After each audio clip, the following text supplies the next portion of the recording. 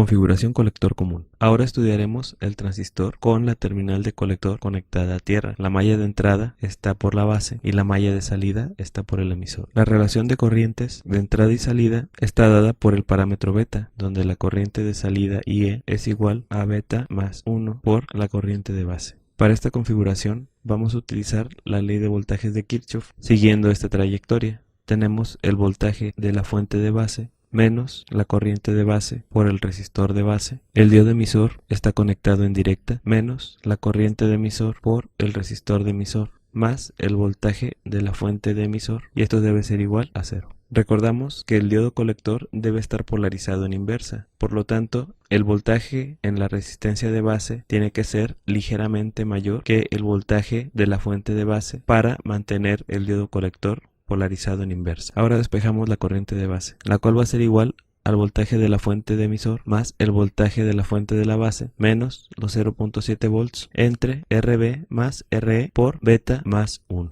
De la misma manera despejamos la corriente de emisor, la cual va a ser igual al voltaje de la fuente de emisor más el voltaje de la fuente de base menos 0.7 entre RE más el cociente de RB entre beta más 1. Ahora analizaremos su recta de carga. La corriente de salida es IE y el voltaje de salida es el voltaje de emisor colector, que para esta configuración es negativo. La corriente más grande que atraviesa el transistor es cuando se encuentra en saturación y está dada por el voltaje de la fuente de emisor entre el resistor de emisor, considerando el transistor en cortocircuito, y el voltaje más grande que puede tener entre las terminales de colector emisor, considerándolo como circuito abierto, es el valor de la fuente de emisor. La recta de carga quedaría así, y el punto Q tendrá valores de voltaje emisor colector y una corriente de emisor que definen en qué zona va a trabajar el transistor. Finalmente, el voltaje entre emisor colector va a ser igual a la suma de voltajes de la fuente de emisor menos la caída que hay en el resistor de emisor. Como vemos, para el transistor NPN estos valores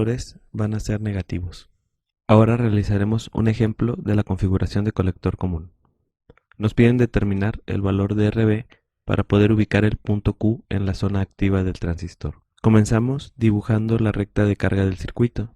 La corriente de saturación es el voltaje de la fuente del emisor entre la resistencia del emisor. Esto da una corriente de 7.5 mA y el voltaje de corte será de menos 15 volts. Y la recta de carga quedaría así. Si ubicamos al punto Q en la región activa, tendremos una corriente de emisor de 3.75 mA.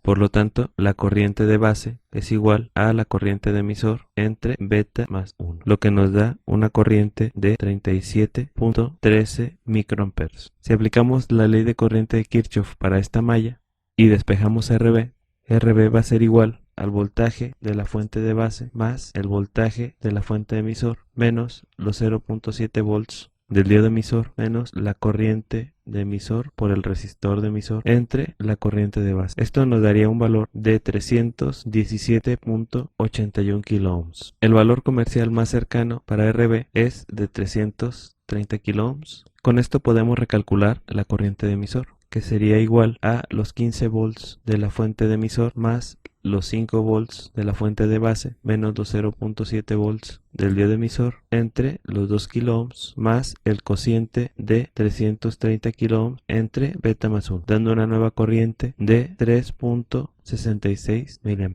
Con esta corriente podemos calcular el voltaje en el emisor colector, que son los 15 volts más la corriente de emisor por el resistor de emisor, dando un voltaje de menos 7.67 volts. Y esas serían las coordenadas finales del punto Q para establecerlo en la zona activa del transistor.